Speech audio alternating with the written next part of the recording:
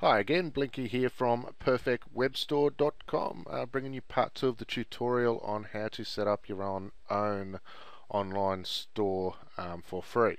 So last tutorial we should have downloaded OpenCart, and we also should have signed up for hosting at heliohost.org. So now we need to upload OpenCart and get all the databases set up. So first thing we want to do is go and open the email that they should have sent. Like I said last tutorial, you will have had to wait the full 24 to 48 hours for it to be set up, but provided it is set up, you should be right to go. So click on the cPanel link right there, and that'll take us over to our login screen. So just put in your login details, click login, and that'll take us to the control panel. Alright, so there's a lot here, but we don't need to worry about much of it.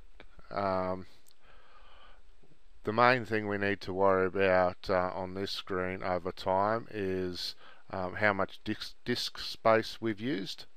So we've only got 500 megabytes, but that'll be plenty. But if we were to have a really big site, we would need to go get paid hosting somewhere. But the first thing we need to worry about today is File Manager. So click on that, make sure that's selected. This tab here is for your other domains. So if you had like a whole heap of different websites, that'll be listed in there. But we've only got the one on this server. So just click Go, and so it's taken us to the File Manager screen. So this is where we can upload and delete the files that will basically be our website. So I've already uploaded OpenCart, but for you guys to do it, what you need to do is just simply go up to Upload, click on that, come over here, choose File, and select it, find it on your computer and select it and click Open. But we've already done that, so we can just close that. Once it's uploaded, you'll want to come back here, and it will take a little while to upload, but once it's done, just come back here and click Reload just to refresh it, so you can see the file. Then just select it so it's highlighted and come up here and extract it, because it is a zip file, so we just need to expand it all out. It doesn't take long when you're doing it on their server. Alright, our next little step is to go into this upload folder, and we want to move the contents of that to this main directory, because those are the files that are actually running the website. So go into upload, just select them all, and just simply move file. So once we're in this screen, we just want to put them in the main directory. So you need to type it in, so it's just public HTML, and that's it. So just click move file, and it's done. So you can go back up to the main directory by just going up one level, and you can see all those files have been moved over to here. Alright, so now hopefully OpenCart will be installed on our website. So we'll just quickly go back to Gmail, click on the link to our host, to our website, and there it is, all installed. So this is the license. You can go through that, have a read at your own leisure, and just click continue. Now this screen here is to make sure all the settings on your server are right.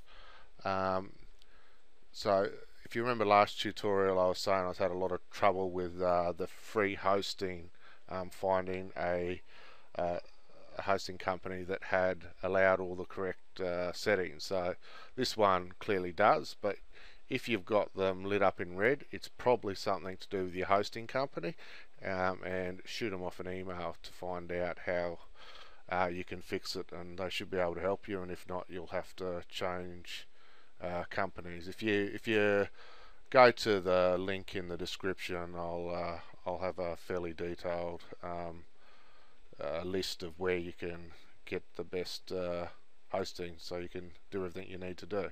So everything's good for us, so we can just click continue. Alright, now this is where we need to set up the database. Now we actually haven't created a database yet, So what we need to do is go back to our control panel, our C panel. So that's it here. If we scroll all the way down to the databases section, and we want a MySQL database. So just select that,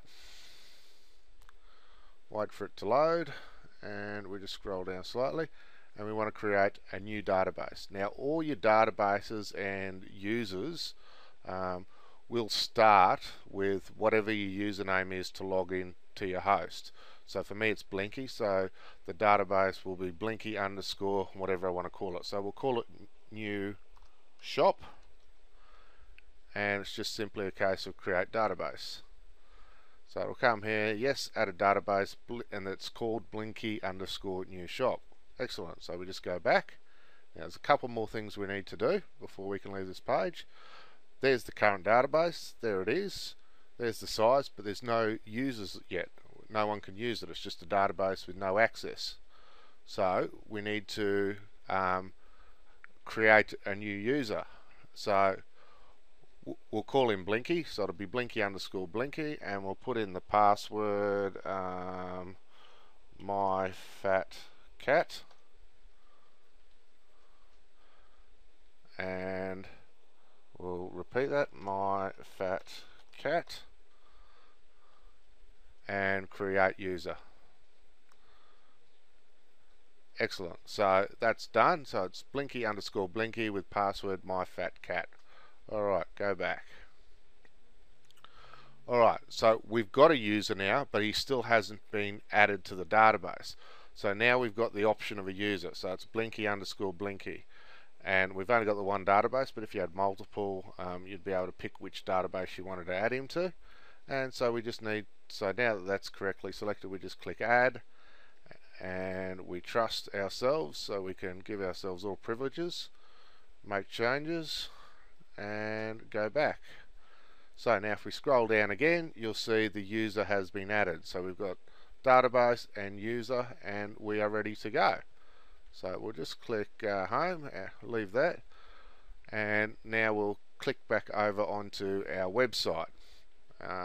So now we can enter all that detail. So it was Blinky underscore Blinky for the username, and the password was my fat cat, and the database name was Blinky again, but underscore new shop.